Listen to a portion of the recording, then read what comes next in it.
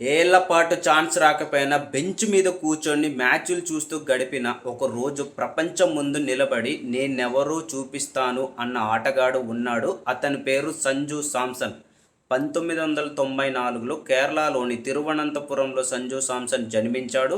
అతను సాధారణమైన కుటుంబంలో తన తండ్రి పోలీస్ కానిస్టేబుల్ మాత్రమే. కానీ ఒక పెద్ద కల మాత్రం ఉంది. తన కొడుకు ఒకరోజు ఇండియన్ జట్టులో ఆడాలి. చిన్నప్పటి నుంచి సంజు శాంసన్ చేతిలో బ్యాట్ పెట్టాడు. స్కూల్ గ్రౌండ్లో గంటల తరబడి ప్రాక్టీస్, వికెట్ కీపింగ్, బ్యాటింగ్ రెండిటిలోనూ అతను ప్రత్యేకంగా కనిపించాడు. స్కూల్ టోర్నమెంట్లో వరుసగా శతకాలు చేశాడు. అప్పుడు మొదటిసారి కోచ్లు ఒక మాట అన్నారు, ఇతను ఏదో ప్రత్యేకత ఉంది ఇతనిలో అని. సంజు శాంసన్ ప్రతిభ చూసి అవకాశం వచ్చింది. అండర్-19 క్రికెట్ టీంలో 2000 జరిగిన ఐసీసీ అండర్-19 క్రికెట్ వరల్డ్ కప్లో కూడా తను ఆడారు. అక్కడ ఆడిన తర్వాత అప్పటికే క్రికెట్ అభిమానులు ఒకే ఒక మాట చెప్పారు, ఇతను భవిష్యత్తులో ఇండియాలో స్టార్ అవుతాడు. 2013లో అతని జీవితాన్ని మార్చిన అవకాశం ఒకటి వచ్చింది. అదే ఐపీఎల్, ఇండియన్ ప్రీమియర్ లీగ్. అతను రాజస్థాన్ రాయల్స్ తరపున డెబ్యూ చేశాడు. చిన్న వయసులోనే అతను ఫియర్లెస్ బ్యాటింగ్ అందరినీ ఆశ్చర్యపరిచింది. ఆ సీజన్లో అతను ఎమర్జింగ్ ప్లేయర్ అవార్డు కూడా గెలిచాడు తన పెర్ఫార్మెన్స్తో.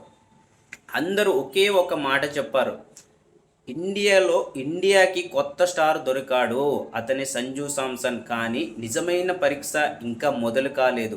అతని టాలెంట్ అందరికీ కనిపించింది. కానీ ఇండియన్ నేషనల్ క్రికెట్ టీంలో మాత్రం స్థిరమైన అవకాశం మాత్రం రాలేదు. కొన్ని మ్యాచ్లు తర్వాత డ్రాప్ చేయడం, మళ్ళీ మ్యాచ్లు ఆడడం, మళ్ళీ డ్రాప్ చేయడం, మళ్ళీ కాల్, మళ్ళీ బెంచ్. అలా కొన్ని సంవత్సరాలు గడిచింది. ఇలా సంవత్సరాలు గడిచాయి. చాలామంది ఇలాంటి పరిస్థితుల్లో ఆత్మవిశ్వాసం కోల్పోతారు. కానీ సంజు మాత్రం ఒక పని చేశాడు. తన ఆటను ఇంకా మెరుగుపరుచుకున్నాడు. అట్ ద సేమ్ టైం ఏంటంటే 2021లో అతనికి రాజస్థాన్ రాయల్స్లో కెప్టెన్ అయ్యారు. ఐపీఎల్ కెప్టెన్ అయ్యారు అనమాట. కెప్టెన్ అయిన తర్వాత ఫస్ట్ మ్యాచ్లోనే 119 పరుగులు చేశాడు. అంటే సెంచరీ చేసి అద్భుతమైన ప్రదర్శన ఇచ్చాడు అనమాట. ఇది ఒక సందేశం, నేను ఇంకా ఇక్కడే ఉన్నాను, నేను ఇంకా రేస్లో ఉన్నానని సమాజానికి చెప్పగలిగాడు అనమాట. 2026లో జరిగిన ఐసీసీ మెన్స్ T20 వరల్డ్ కప్లో స్క్వాడ్లో సంజు శాంసన్ పేరుంది. కానీ మొదటి 2-3 మ్యాచ్ల్లో తనకు ఆడనివ్వలేదు. బెంచ్ మీదే కూర్చున్నాడు. అతని మనసులో ఒక మాట ఉంది, ఒక్క ఛాన్స్, ఒక్క అవకాశం వస్తే నేను నిరూపించుకుంటాను అని తన మనసులో అనుకుంటూనే ఉన్నాడు. గ్రూప్ స్టేజ్ చివరి మ్యాచ్లో ప్రత్యర్థి West Indies cricket team 100% winnowing match అనమాట అది. అలాంటి మ్యాచ్లో ఆ రోజు సంజు శాంసన్కి కీలక ఛాన్స్ వచ్చిందనమాట.